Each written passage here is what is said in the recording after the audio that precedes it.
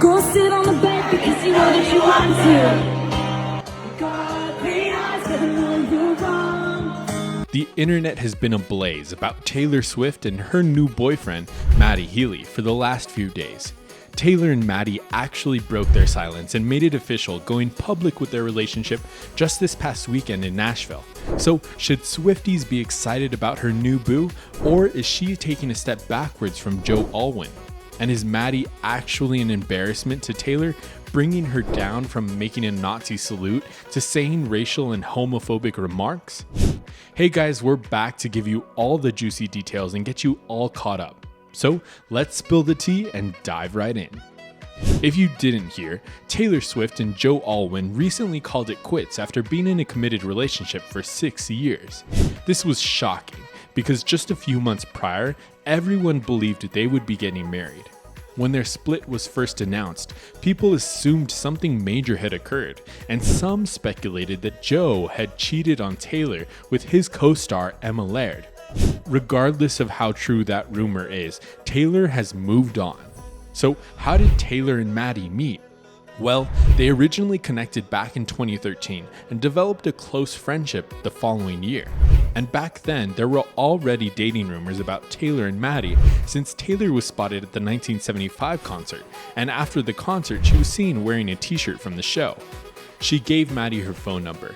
However, Matty said there was no romance between them, but they kept in touch and spoke occasionally. But even back then, there were some obvious signs about their possible relationship. And especially now that Taylor has broken up with Joe, the signs have become clearer. Fast forward a couple of years when Taylor was already in a relationship with Joe, and Matty got asked in an interview what he thinks of Taylor, and if there might be a possible relationship between them. He said, "I have said on countless occasions that I found her to be one of the most gracious, hardworking, creatively gifted, and beautiful women that I have had the pleasure to meet. I personally have a lot of respect and admiration for her. Why would I not?" Now wait, there's more. Another sign is their musical collaborations. Even though both of their musical styles and directions couldn't be more different from each other, with Taylor being a pop star and Matty being heavily into rock, you'd think it'd be pretty hard to create a song that will become a hit. But that didn't stop them from trying when they created the song called Me, released in 2019. Now, if you make a song together, you've had to spend a lot of time together, which led them to form a pretty close bond. But the real question is if they wanted to actually create the song, or were they just looking for a reason to spend as much time together as they can? Furthermore, this happened multiple times. They recently revealed that the 1975 worked with Taylor on her last album, Midnight, but the tracks didn't make the cut. Matty said, "We actually worked a bit on that, but then the version of it never came out." But then you also gave it to Taylor Swift early. She got an early listen. She heard bits of it through Jack. Yeah.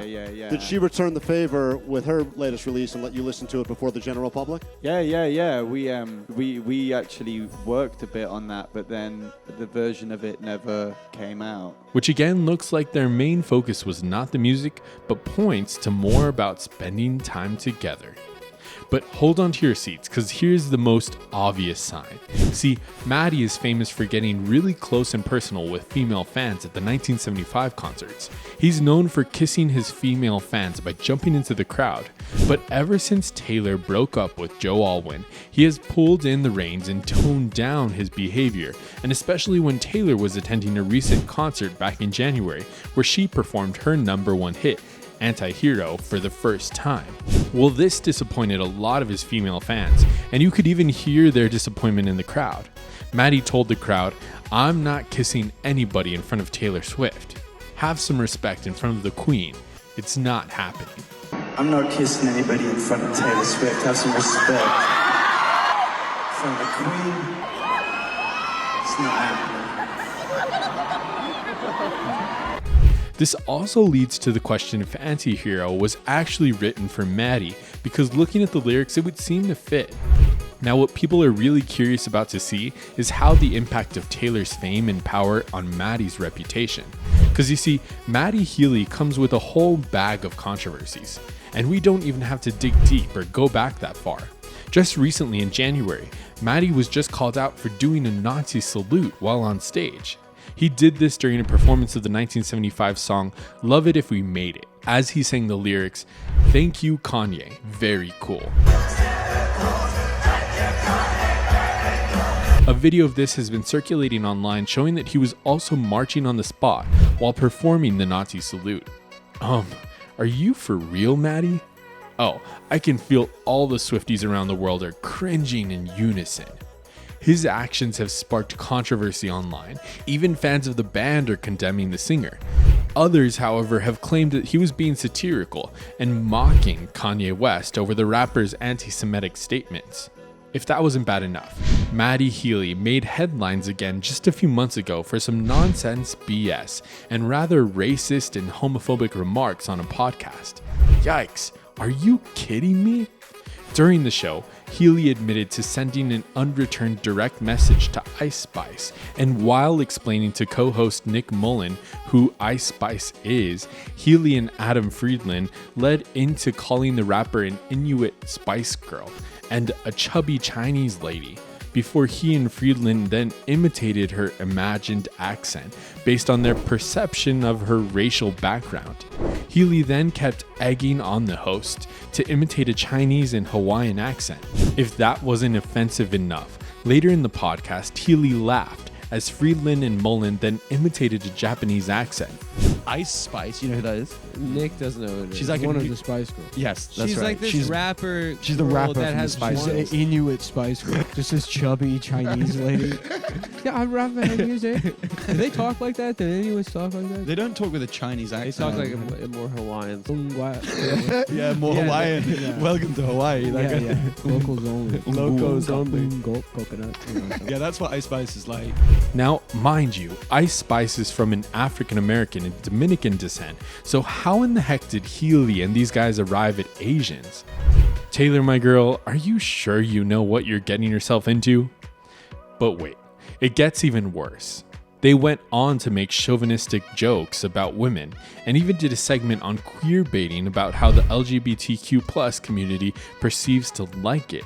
Yikes, I have no words, just speechless.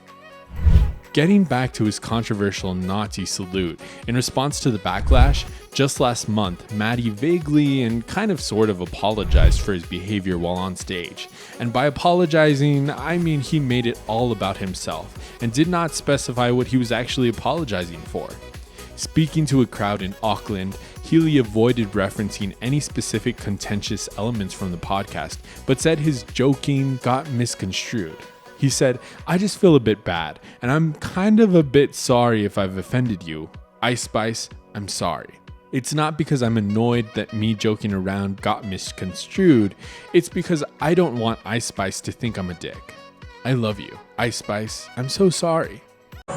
It's not because I'm annoyed that me joking got misconstrued. It's because I don't want Ice Spice to think that I'm a dick. I love you, Ice Spice. I'm so sorry. Wait, did he just say this whole thing was annoying to him? But hey, it's not about me. I just don't want Ice Spice to think I'm a dick, even if I was clearly sounding like one while joking around. Well, it's a little too late for that, don't you think?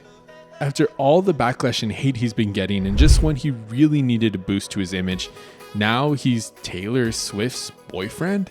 But is this a coincidence? It's hard to say, but is she just volunteering to clean up his image? Will it work? Are there many Swifties who are super upset about this? They're like, we didn't sign up for this romance. This will be a test of Taylor Swift's influence, but maybe also a test of the public's influence on her. How much will she care about his effect on her reputation? But hey, we're only just a week in, and let's just hope she sees something we don't. So what do you guys think about Taylor Swift and Matty Healy? Is she just blowing off steam and going for the opposite of Joe Alwyn and conveniently sliding over to the bad boy rocker Matty? Or do you think he compliments her in all their differences and this will be a lasting relationship? Drop your thoughts in the comments below and let's keep the conversation going. And before you go, make sure you hit that like button and subscribe to our channel for more updates on all your favorite celebrities. Thanks for tuning in, and I'll catch you guys in the next video. Bye.